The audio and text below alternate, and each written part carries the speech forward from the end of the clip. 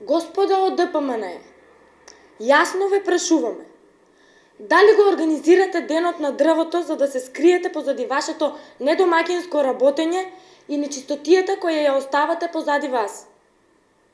Дали го организирате денот на дрвото за да перете пари или навистина сакате да придонесете за почиста и поздрава средина?